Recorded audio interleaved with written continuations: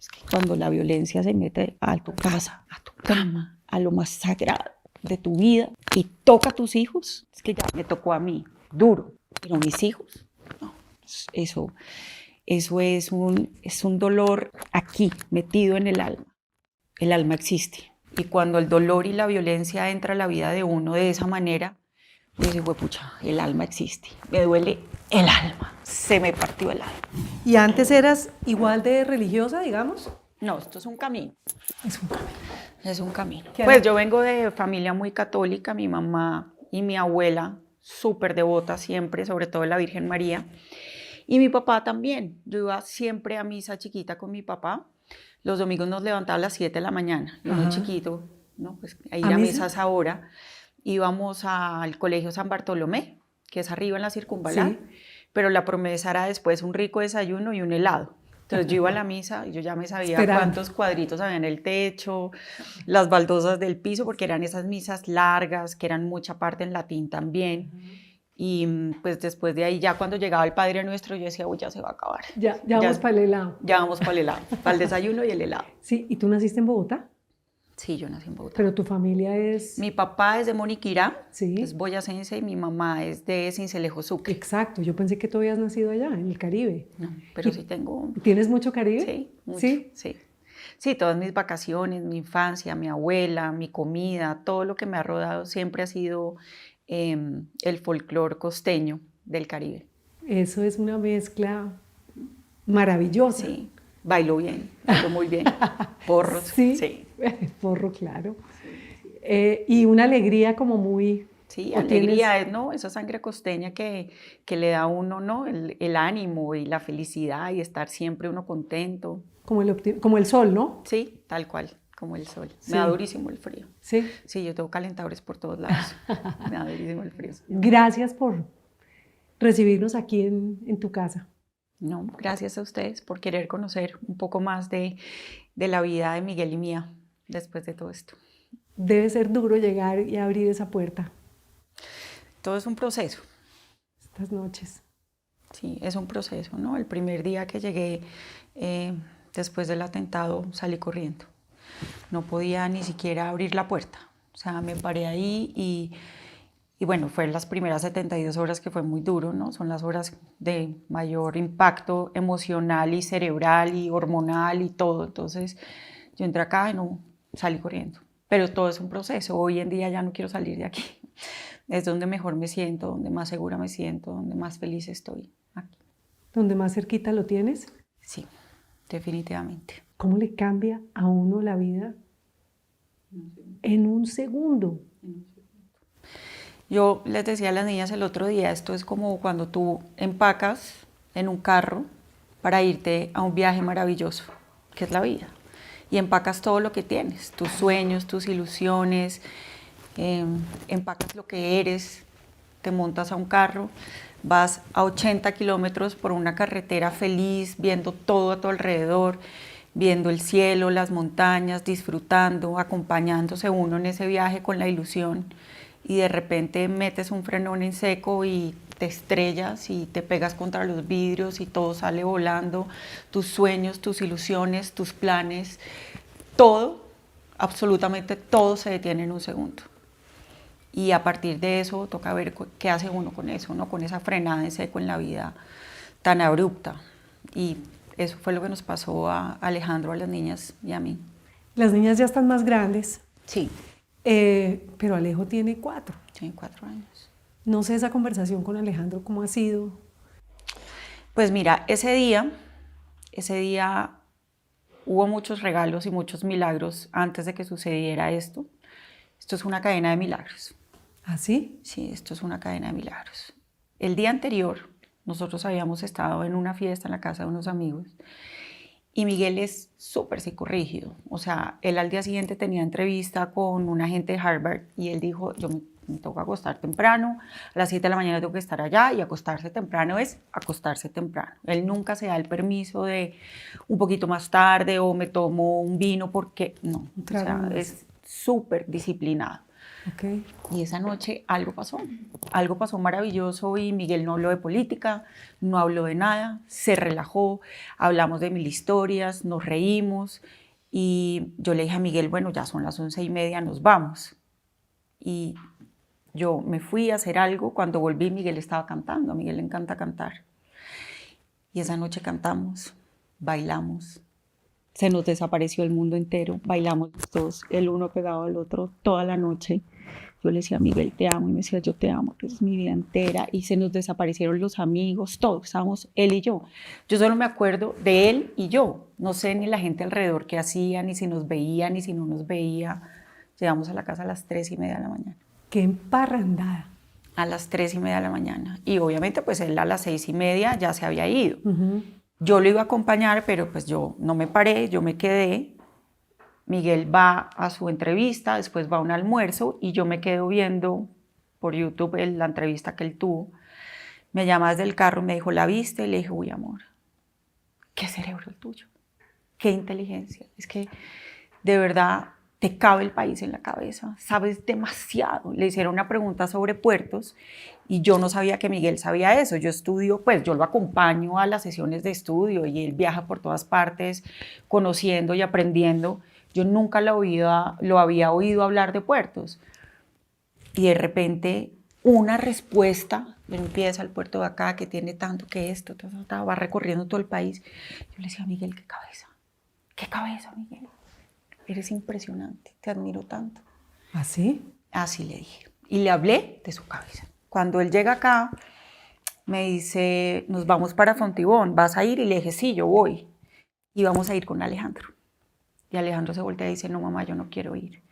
Entonces yo le digo, ¿quieres que vaya o me quede con Alejandro? Se quedó un minuto mirando y me dice, no, quédate con él. Vamos a comer pizza a las 7 de la noche, que es lo preferido de Alejandro. Yo le dije, porfa, no te demores porque tú hablas 20 y te demoras despidiéndote 2 horas. Y me dijo, te lo prometo, a las 7 en punto estoy comiendo con ustedes. Y se fue. Y me dijo, menos mal pude venir a verlos. Nos abrazamos los tres. Nos abrazamos con el alma. O sea, fue un abrazo impresionante. Pero, ¿sientes que fue distinto de otras despedidas, de otros? Fue distinto todo. Sí. Todo en ese momento fue distinto. Hablarle de su cabeza, de su cabeza, de su cabeza, de lo que él era, de lo que representaba. Fue distinta la noche anterior. Fue distinta la despedida. Fue distinto el sentimiento de un abrazo los tres, apretados los tres en el borde de la cama. Te amo, te amo, te amo, te amo. Y él se iba yendo y me seguía gritando, te amo. Y se fue. Y yo me quedé y bueno, lo siguiente es lo que ya sabemos. Pero eso para decirte que ese es nuestro viaje, esa era nuestra vida, ¿no? La ilusión de vernos por la noche después de un día de trabajo, de sentarnos a estar con Alejandro. Y esa es la vida de Alejandro. Y de repente este frenón en seco es, ven y hablamos. Yo estoy asesorada por unas psicólogas expertas en trauma y en crianza. Las llamé inmediatamente y me dijeron, Alejandro, hay que decirle la verdad, porque lo va a oír. Y va a oír a un amiguito, va a oír la radio o el televisor o alguna de tus hijas. Y la mejor forma de construir una historia es con la verdad que venga de la mamá. Entonces yo le dije a Alejandro, lo senté, le dije. ¿Ese día? ¿Al otro día? Sí. En la madrugada. No, eso fue en la mañana. Pero es que pasó una cosa antes que fue terrible. Bueno, pasa todo este caos. Yo logro llegar de Fontibón a la Santa Fe con Miguel. Yo iba en la ambulancia que conseguimos en Fontibón. Y yo iba sosteniendo la cabeza de Miguel entre mis manos. Así, en una ambulancia arrodillada contra el piso, con la cabeza de Miguel acá. El neurocirujano le iba teniendo el cuello y ayudándolo a sostener. Camilo Hernández de Alba, que es mi ginecólogo, todavía no entiendo mucho por qué llegó allá a Fontibón, porque eso es otro milagro que él llegara. Iba en los pies de Miguel. Y yo le iba diciendo a Miguel, te mueras, no te mueras, tenemos que llegar, tenemos que llegar. Tenemos que llegar, tienes que ver a tu hijo, lo tienes que volver a abrazar. Vuelve a mí, no te vayas, quédate conmigo. Y logramos llegar en ese momento. Qué viaje tan Los 15 minutos más. más largos de la vida. Cuando llegamos y operan a Miguel y nos dicen, Miguel sobrevivió a la operación, fue pues obviamente un alivio, pero en medio de todo este caos como que no es una cosa que uno pueda contar linealmente porque no sé muy bien cómo pasaron las horas y el tiempo, pero en algún momento yo subí a cuidados intensivos y unos médicos me dijeron, Miguel entró en muerte cerebral. Entonces yo dije, ¿qué significa eso? Y me volteé y miré a otro médico y le dije, ¿Miguel se va a morir? Y me dijeron que sí, que tenía unas horas. Le dije, ¿qué tantas horas tengo? Entonces me dijeron, es cuestión de horas. Yo dije, ¿tiene reversa esto? ¿Me puedo aferrar a un 1% o algo? Y me miraron y me dijeron, lo que esté arriba, ¿no? Ya no depende de nosotros. Entonces mi afán era decirle a las niñas, antes de que se enteraran, por radio o por prensa, por algo. A la familia, sí. Y entonces me fui a buscar a 2 de mis hijas, la otra venía viajando, estaba muy lejos, a 16 horas de Colombia, en un avión. Y fue a buscar a María y a Isabela. Estaban en la casa del papá con Alejandro. Y yo entré, se sentaron en un sofá, cada una en una silla, y les dije con toda la entereza y la fortaleza, obviamente Dios orando en mí, y les dije, Miguel no lo logró. Y Miguel se va a morir. Entró en este cuadro y vamos a estar bien. Pase lo que pase, vamos a estar bien. Mándenle un mensaje a Miguel, muy importante el poder, ¿no? Hacer un cierre, ellas no lo... Despedirse. Despedirse. Uf. Yo voy a la clínica con los audios de las niñas en mi celular. Entro a despedirme de Miguel. Me acuesto encima de él y le digo, amor lindo, hiciste un trabajo maravilloso. No solamente en nuestra familia, con nuestro hijo, con las niñas, conmigo, con tu papá, con todos los que tenemos el privilegio de amarte, sino hiciste un trabajo maravilloso en Colombia. Y vete tranquilo, que mi promesa es, yo voy a estar aquí para Alejandro, que es tu mayor tesoro, lo voy a cuidar con todas las fuerzas de mi corazón. Y cuando Alejandro tenga hijos y sus hijos tengan hijos y esos hijos vayan a tener hijos, te voy a ir a buscar y va a haber una segunda oportunidad para ti y para mí. Vete a buscar los brazos de tu papá, que yo me hago cargo. Dios.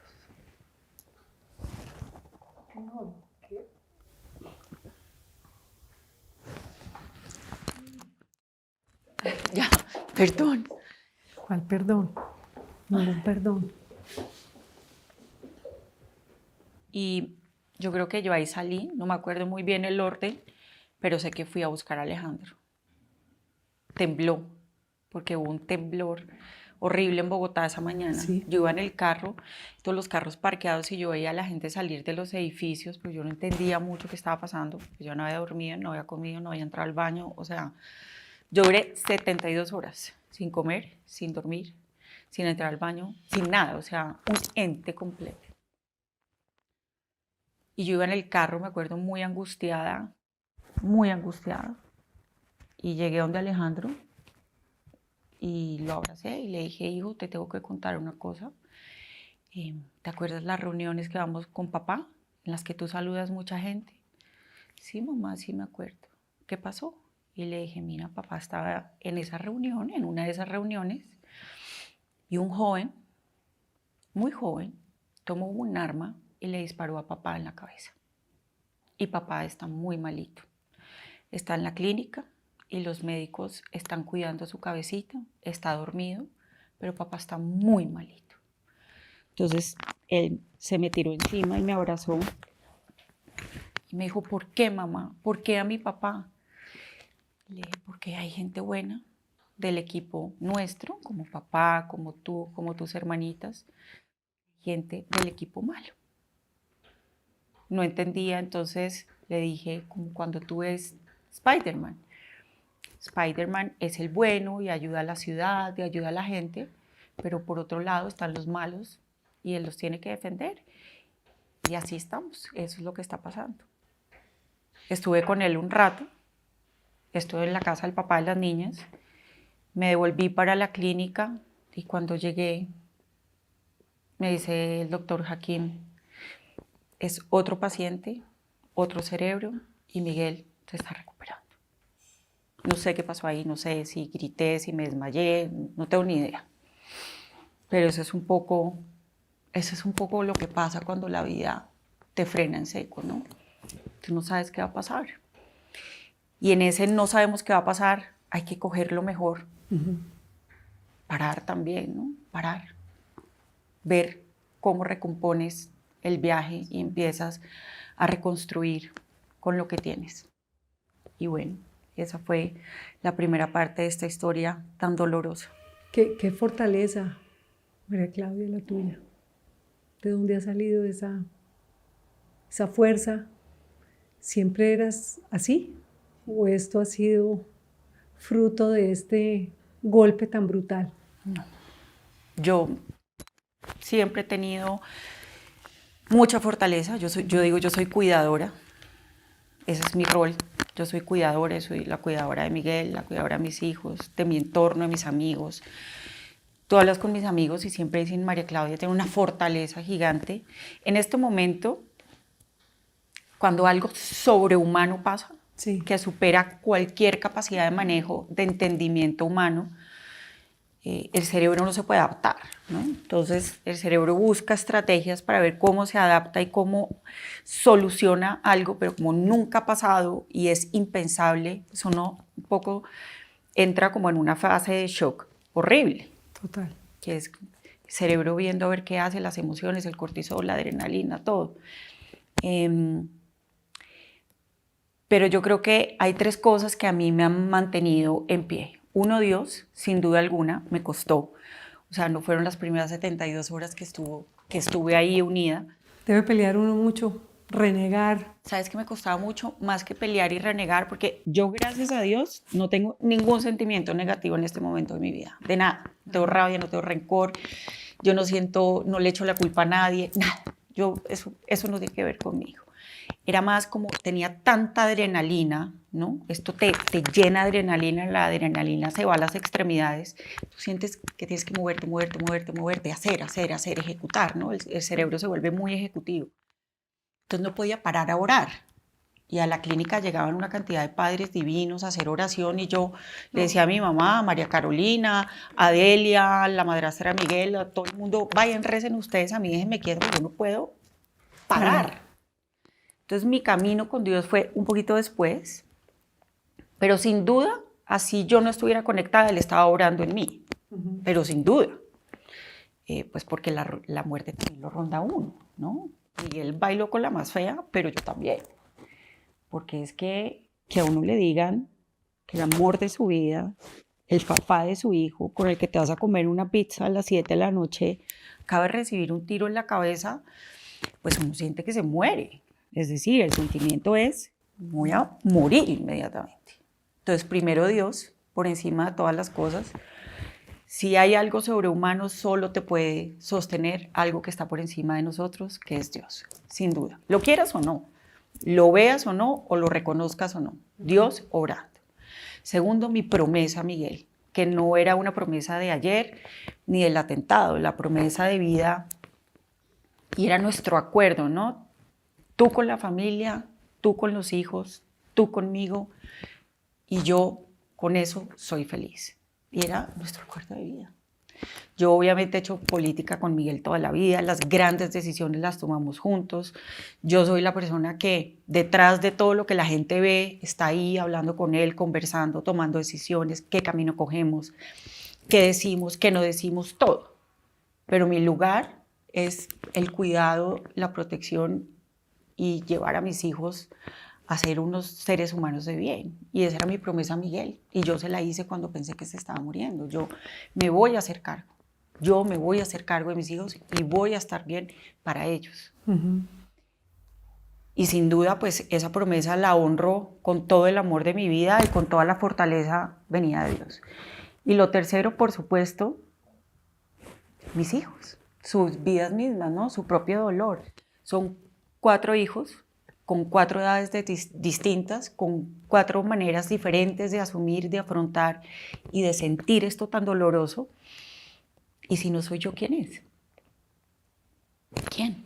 Si no es la mamá, ¿no? Entonces, bueno, afortunadamente tienen un papá maravilloso y su papá tiene una esposa maravillosa y en esto ha sido divino porque nos hemos encontrado como una gran familia soportando a las niñas, pero siempre he sido yo, he estado ahí. Entonces, yo creo que si uno ve a su mamá capaz de salir adelante, uno es capaz de todo. Miguel tiene una frase que es la frase más hermosa del mundo. Y él decía, si mi abuela Nidia fue capaz de perdonar lo imperdonable, ¿yo por qué no lo voy a hacer? Entonces, yo pienso eso, si mis hijas me ven a mí fuertes y siendo capaces de construir una vida poco a poco a partir de esta tragedia, nosotras, ¿por qué no? Y esa es mi misión, ese es mi lugar. Y eso es lo que me da fuerza. Claro, tengo muchos momentos de mucho dolor y momentos de mucha angustia. Nadie puede decir nada de qué va a pasar, nadie te lo puede decir. Esto es una entrega total y absoluta, que pase lo que pase, yo tengo que estar ahí para mis hijos, tengo que honrar mi palabra con Miguel y tengo que construir una vida hacia adelante por todos los que quedan alrededor mío, pase lo que pase. Vivir con la incertidumbre, ¿no? También es, después del milagro que sobrevivió, después de que se despidieron y él se empezó a recuperar. Y el país entero los ha rodeado, los ha apoyado, ha rezado y ha pedido por ustedes. Pero vivir todos los días sin saber qué va a pasar, ¿no? Claro, y eso es una pregunta que no tiene respuesta. Es una pregunta que además yo honestamente no me hago. No. Yo he aprendido 2 cosas en este proceso muy valiosas. La primera, a confiar en Dios. O sea, yo siento, Dios es mi papá, Él sabe lo que hay en mi corazón y sabe qué es lo que yo quiero. Y como buen padre va a hacer lo mejor para mí. Okay. Entonces, yo se lo entrego a Él y encárgate tú de eso. ¿No? Es como cuando el niño chiquito llega a la cama, mamá, tengo miedo, ¿qué hago? Los monstruos. Mi amor, aquí vas a estar bien y todo va a salir bien. Y el niño se mete en la cama, se arruncha con su mamá y no está preocupada del monstruo si entró o no entró. Ya, mi mamá se encarga de eso, ¿no? Mi papá se encarga de que los monstruos no entren acá. Yo siento la misma entrega. Entonces yo no estoy en el día a día preguntándome si va a pasar, si no va a pasar, si va a sobrevivir. Yo estoy entregada completamente en una fe inquebrantable. Y yo se los digo a mis hijas, a mí nadie me está mandando fotos, a mí nadie me está mandando videos, yo me paro y lo veo. Y el milagro empezó a orar mucho antes, ¿no? El milagro de la vida de Miguel lo vemos ahora, porque pues de alguna manera decimos sobrevivió, pero el milagro empezó a orar mucho antes. Y todo ha hecho parte de ese milagro de vida, entonces yo no voy a cuestionar absolutamente nada. Yo estoy entregada. Y mi misión y mi tarea es el día a día. ¿Cómo construyo mi día a día? El presente. Y una cosa que ha sido fundamental para mí, yo creo que lo escribí en algún momento, es la aceptación radical del dolor y de lo que me está pasando. La aceptación radical del dolor. Nada te humaniza más que el dolor, pero tampoco nada te humaniza más y te acerca a Dios que el dolor. Entonces, el dolor en sí mismo es un regalo. No, por eso se dice fácil, María Claudia. No se dice fácil, Dios se mío. construye. Yo abrazo el dolor y me entrego al dolor. Y solo abrazando el dolor puedo tener una tarde mejor. Solo aceptando radicalmente el dolor y aceptando radicalmente lo que me está pasando, puedo ver cosas maravillosas y puedo ver pequeños milagros, no solo en Miguel, sino en la vida de mis hijos, en Alejandro, en la gente que está alrededor mío, en el amor que recibo, ¿no? Si yo estoy en negación y esto no me pasó y esto no duele y trato de hacer otras cosas y entonces me enfoco en la rabia o me enfoco en cosas que no son, ¿cómo voy a ver el milagro de todo lo que se acerca a mí, de todo lo que me está rodeando? Del inmenso amor que siento por parte no solamente de los colombianos, sino de gente en todos los lugares del mundo. Yo le digo, Dios, ¿quién soy yo? Gracias, soy bendecida. O sea, en mi humildad de yo soy simplemente la esposa de Miguel y la mamá de 4 hijos. Gracias, Dios mío, esto es maravilloso. Yo acostarme por la noche y veo mi celular una cantidad de mensajes. Yo no veo redes porque me angustia mucho encontrarme por allá con una imagen que yo no pueda manejar. Ajá. Yo no he visto nada de ese día. Yo creo que puedo con cosas, pero no con todo. Y eso es una cosa con la que yo sé que no puedo. Entonces yo la imagen del atentado no la he visto y le pido a Dios que me mantenga alejado y eso no la quiero ver. Pero sí me siento y reviso mi WhatsApp. Y me encanta leer oraciones, bendiciones. Hay gente que me dice, fuerza María Claudia. Yo digo, ¡ay, fuerza María Claudia! Están pensando en mí. Gracias, Dios mío. O sea, aquí este país tiene tanto dolor, aquí está pasando tanto. O sea, gracias. Gente pensando en mí, orando por mí. Eso es una bendición maravillosa y con humildad me siento muy bendecida por eso. Pero eso solo se puede aceptar y ver cuando uno acepta radicalmente lo que le está pasando. Y para superar el dolor que yo les digo a mis hijas siempre, un día está una mal, otro día la otra. Esto es un tema difícil, ¿no? Porque es que lidiar con el dolor y con la tristeza de uno es un tema, pero de los hijos. Sí. O sea, ahí es cuando yo le digo, huepucha, sosténme fuerte, Espíritu Santo, agárrame, Virgen María, cúbreme, porque es que lidiar con el dolor de los hijos, es que cuando la violencia se mete a tu casa, a tu cama, a lo más sagrado de tu vida y toca a tus hijos, es que ya me tocó a mí, duro, pero mis hijos, no, eso es un dolor aquí, metido en el alma. El alma existe. Porque cuando a uno le duele algo, uno sabe que hace parte de uno, ¿no? Entonces uno se pega en el dedo chiquito y uno se acuerda que tiene dedo chiquito del pie. Tú te pegas en el codo y dices, pucha, tengo codo. No es que tú todo el día estés diciendo, tengo codo. Y cuando el dolor y la violencia entra a la vida de uno de esa manera, uno dice, pucha, el alma existe. Me duele el alma. Se me partió el alma. O sea, yo ver a mis hijas llorar de la manera que han llorado y sufrir de la manera que han sufrido por Miguel, digo, Dios mío, el alma existe, aquí está. Y ese ha sido, yo creo que una de las cosas más retadoras de este proceso. Pero yo les digo a ellas, miren, hay que abrazar el dolor, no le tengamos miedo porque eso es lo más humano, pero también es lo más sagrado y es lo más divino, eso es lo que más te acerca a Dios, ¿no? El dolor. Y lo que más te cuesta es lo que uno más debe ofrecer. Entonces, ofrezcamos este dolor a Dios por la salud de Miguel. Era como, ellas tienen a su papá, claro, has dicho, sí, un buen papá, pero Miguel ha sido con ellas muy especial. Claro, pero es que es una historia muy linda porque Miguel no se enamora de María Claudia, ¿no? Como, hola María Claudia, preséntame después a tus hijas. Miguel se enamora de lo que soy yo como mamá y como mujer en torno a una familia. Miguel creció sin una mamá, con un papá extraordinario, maravilloso, que hizo las veces de papá y mamá, y que yo siempre digo, él es lo que es por su papá y por ese gran ejemplo que tuvo, pero creció sin mamá. Entonces, cuando yo trabajo en la campaña, yo fui la gerente de la campaña de Miguel cuando estaba en el consejo, lo primero que yo siempre digo, hola, mi nombre es María Claudia y tengo 3 hijas. Es decir, o sea, mis hijas por delante. Tú ves mi video de matrimonio con Miguel y mis hijas por delante y entramos a tu vida, pero entran ellas primero y después entro yo. O sea, yo soy un combo.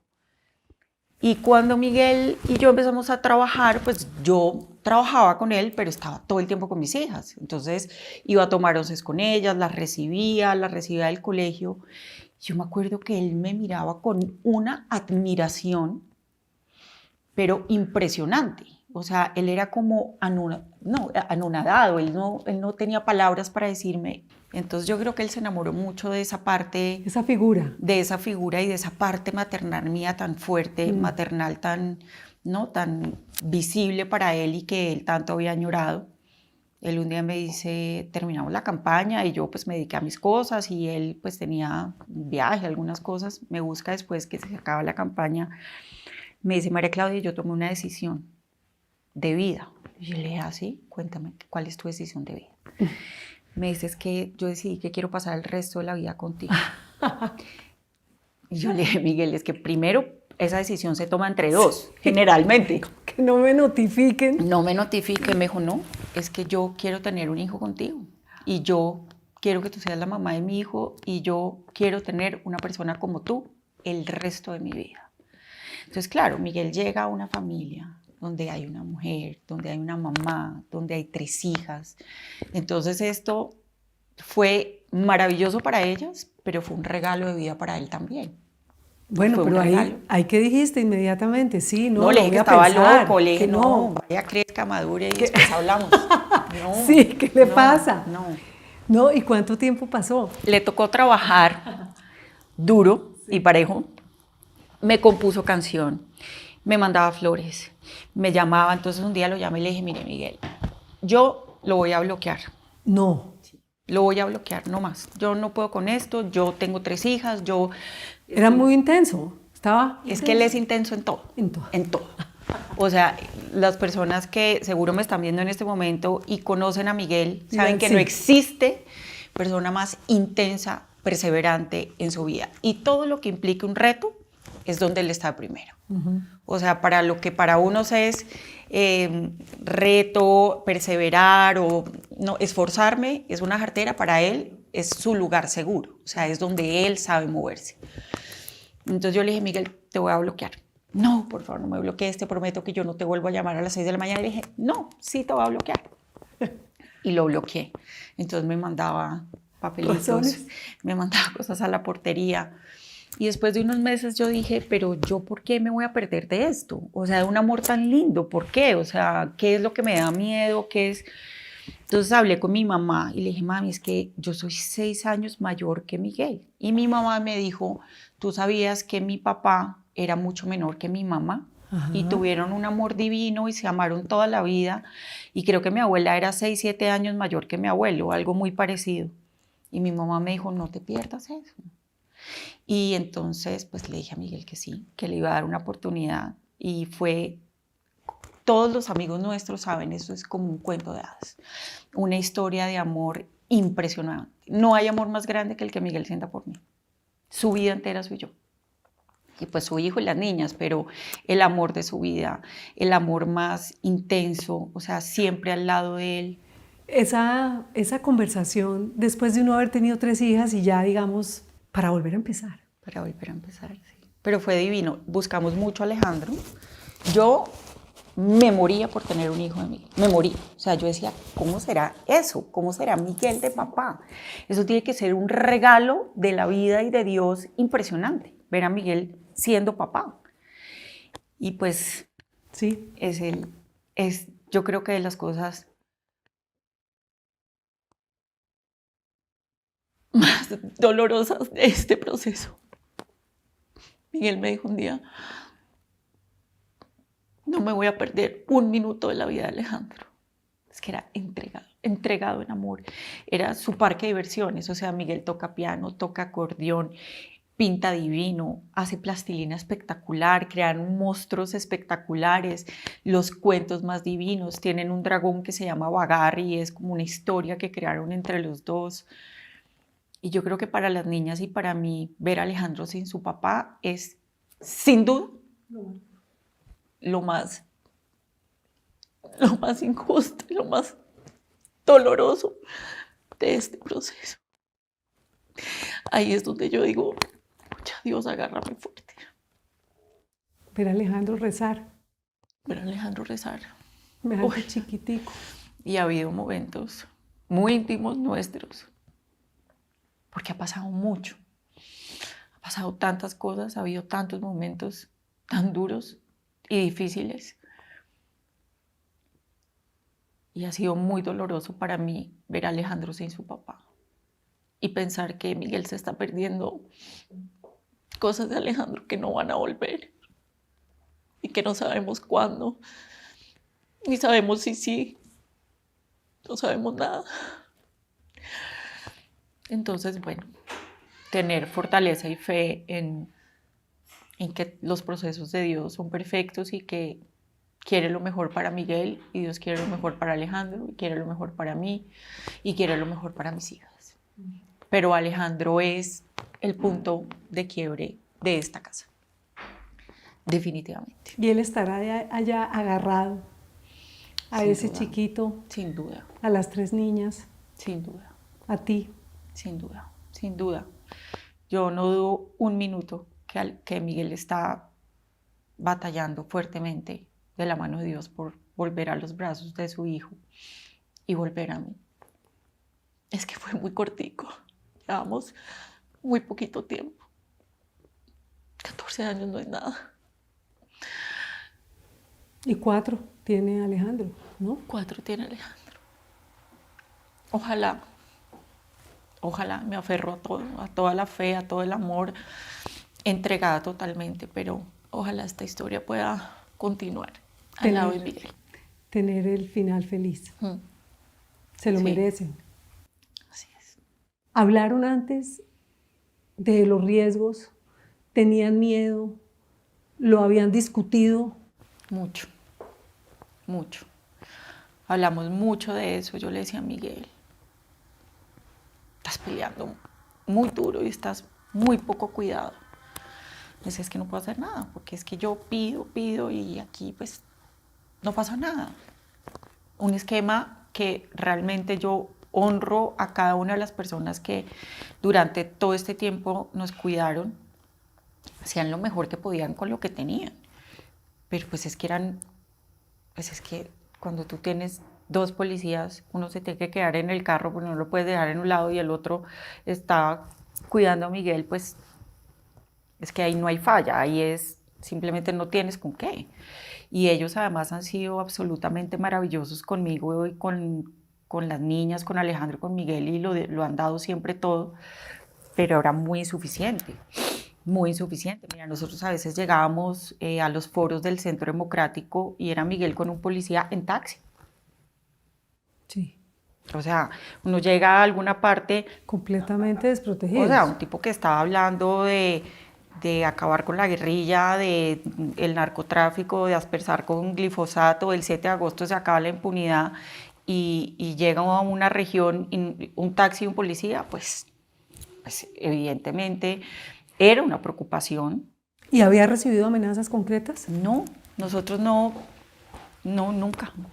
Pues digamos, hubo una época, creo que en pandemia nos mandaron algunas cosas muy aburridoras, pero una amenaza real, como es que además eso te lo dicen cuando hay investigación, cuando de alguna manera alguien te está cuidando y dice, oiga, parece que hay movimientos raros acá, pero pues no, nunca nada, era entre nosotros la conversación.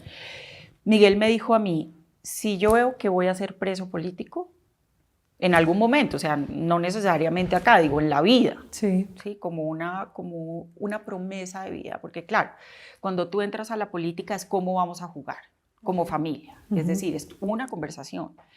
Y yo soy muy concreta en las cosas y bueno, yo me la juego por ti, pero ¿cómo van las cartas acá de este lado?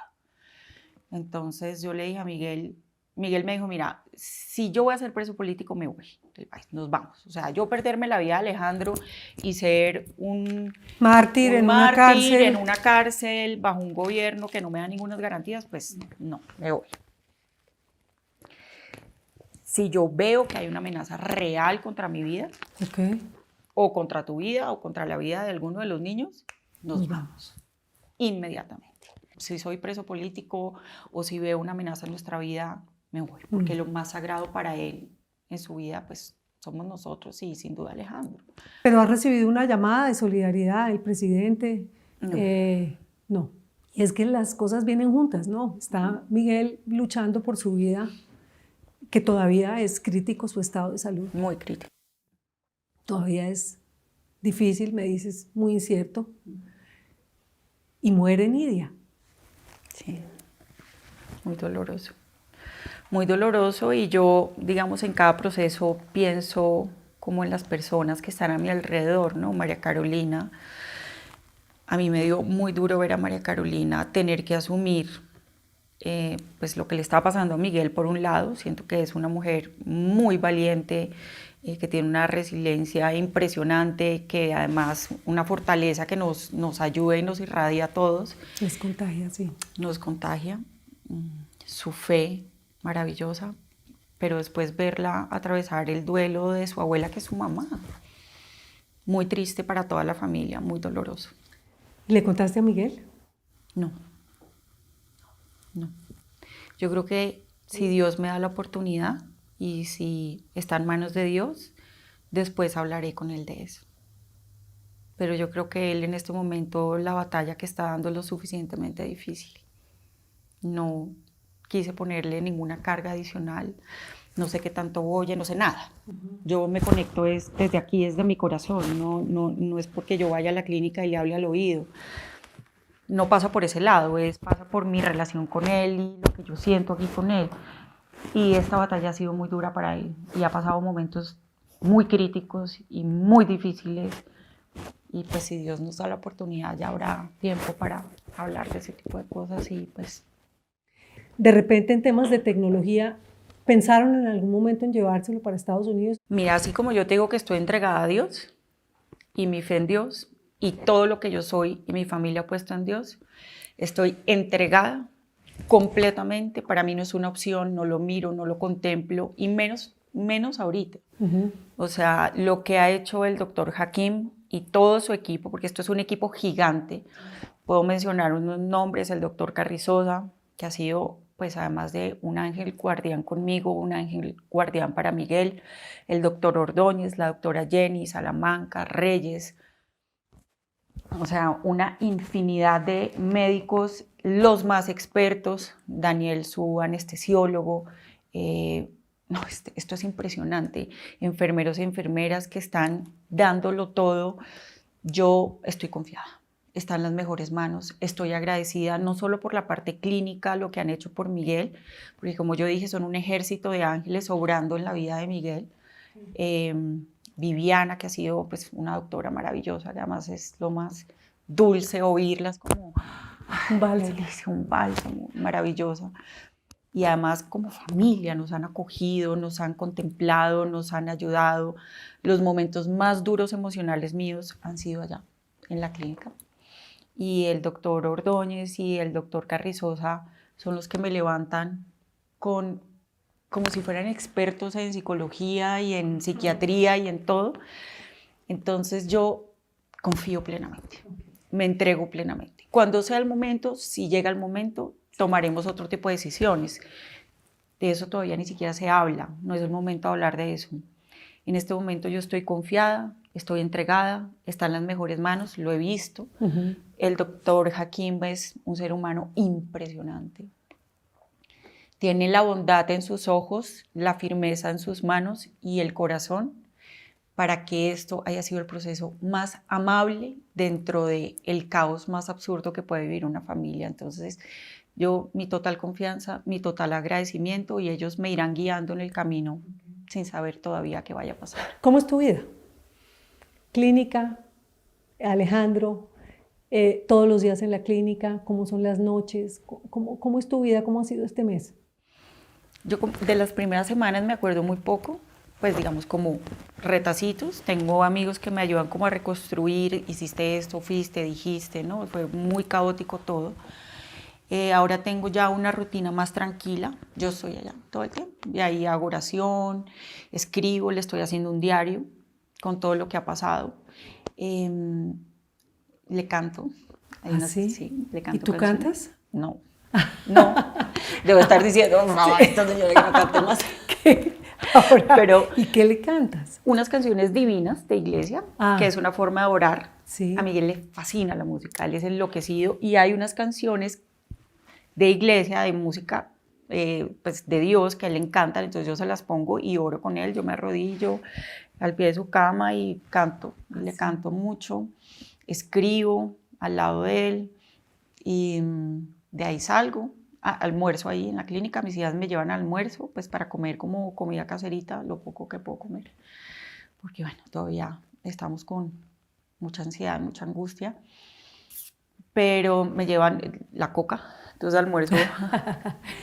almuerzo en la clínica ahí con ellas, pero me llevan al almuerzo de la casa, después salgo y recojo a Alejandro, estoy un rato con él acá, para mí es durísimo irme de la clínica.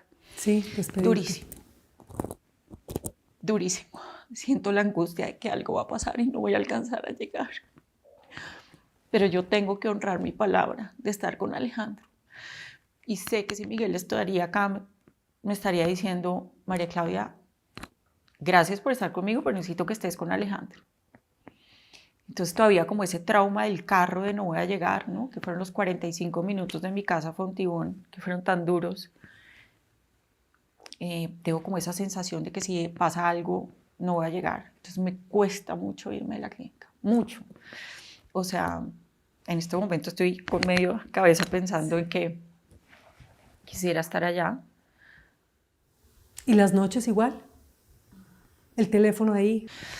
Tenemos pues el ritual de comer juntos, de tratar de hacer un poquito lo que hacíamos antes, que es hablamos las niñas y yo, echamos cuentos, qué pasó en el día, qué está pasando con sus vidas, hablamos mucho del dolor, hablamos mucho de lo que sentimos, de cómo vivió cada una esto. Hace poquito me enteré de cómo mi hija Emilia se enteró lo de Miguel, pero a ella la llaman y le dicen, mataron a Miguel. O sea, ya no le dicen, Miguel está en la clínica, tuvo un atentado, sino mataron a Miguel. Entonces, ella duró un rato largo pensando que a Miguel lo habían matado, hasta que el papá lo llama y le dice, no, está en la clínica, lo operaron y está bien. Pues bien sobrevivió, porque pues evidentemente bien no estaba, y se monta 16 horas en un avión. María, que es la mayor, estaba acá, Isabela también estaba acá. Entonces reconstruimos un poco eso, ¿no? Cómo ha visto cada una unas cosas maravillosas, o sea, uno también en esto ve florecer lo más hermoso y lo más sublime del ser humano, ¿no? Mi hija Isabela me ha dicho 3 cosas que para mí han sido, pues, muy reveladoras. ¿Qué? O sea, impresionante. La primera, estábamos reconstruyendo, ella sale conmigo de aquí de mi casa para Fontibón, en el carro. Cuando a nosotras nos avisan, nos montamos en el carro y ella se va conmigo ese trayecto, que fue una locura. O sea, esto es... Un caos. No, esto sí es lo innombrable. Es decir, lo que yo viví esos 45 minutos, además de alguna manera yo pensé que yo iba a llegar más rápido corriendo. Entonces mi intención era como bajarme del carro, porque había un trancón terrible. Yo decía, Dios mío, Miguel no se puede morir sin que yo llegue a verlo y abrazarlo y decirle, estoy aquí, aunque sea para despedirlo. No voy a alcanzar. No voy a en alcanzar. Esta ciudad, sábado por la tarde. No, yo me bajo antes de llegar a la clínica en Fontibón, yo me bajo y yo llego corriendo. Yo me bajé un par de cuadras antes, yo estoy recién operada de la rodilla, entonces además no podía correr porque no tengo fuerza en la rodilla. Bueno, finalmente llego, tal. Y para Isabela fue terriblemente traumático esas primeras horas. Pero ella no había querido hablar, no había querido decir nada, todos mucho respetando su momento, y una mañana empezamos a hablar. Y ella empezó a relatar, y además se acuerda de todo, punto por punto, las escaleras en Fontibón, yo me senté acá, tú te sentaste acá, llegó, vi el escolta lleno de sangre, vi a Andrés Barrios, que era la persona que estaba con Miguel, todo.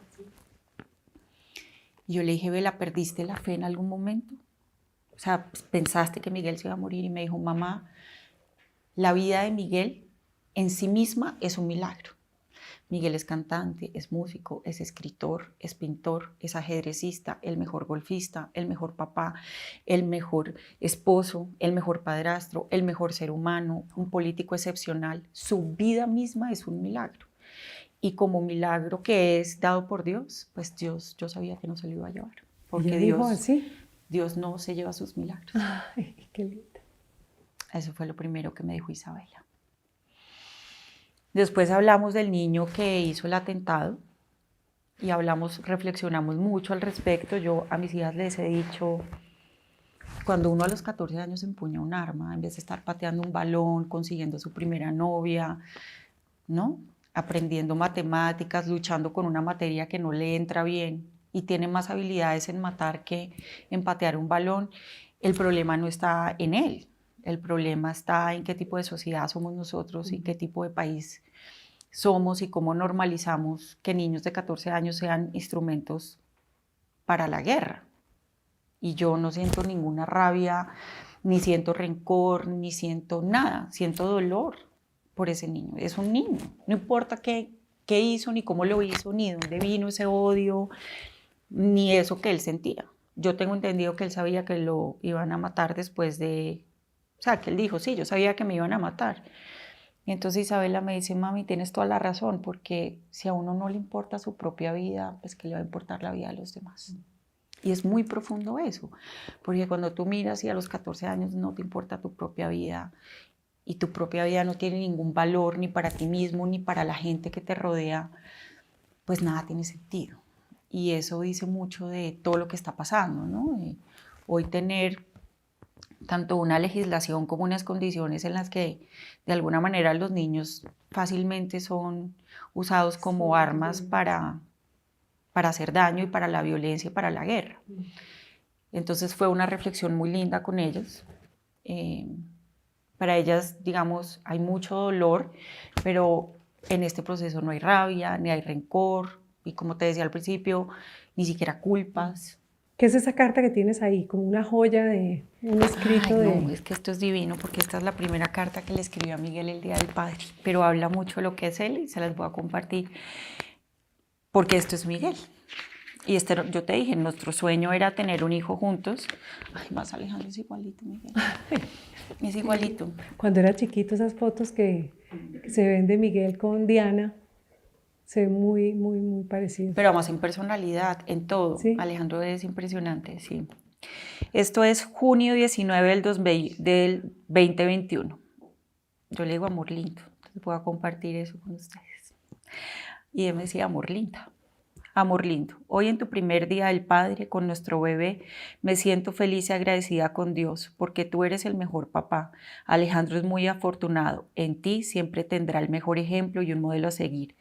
Será siempre su referencia y guiará su camino de la mejor manera porque eres un hombre maravilloso. En ti siempre verá un héroe, el que nunca se rinde, el que gana todo, el que aunque pierda y se caiga se sabe levantar, el que juega golf y se apasiona, el que es un crack en ajedrez, el que hace todo con pasión, el que canta y compone canciones. Verá en ti el hombre generoso que crió y educó a sus hermanas con amor y entrega como si fueran sus propias hijas. Se levantará siempre orgulloso cuando alguien mencione tu nombre.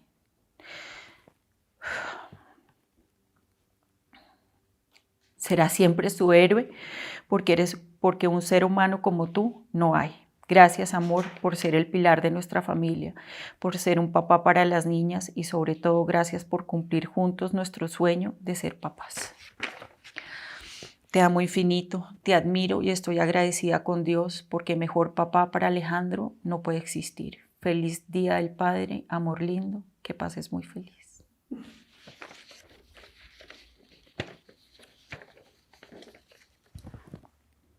Se va a recuperar. No, María Claudia, acá estamos todos haciendo fuerza. Gracias. Yo siento esto real.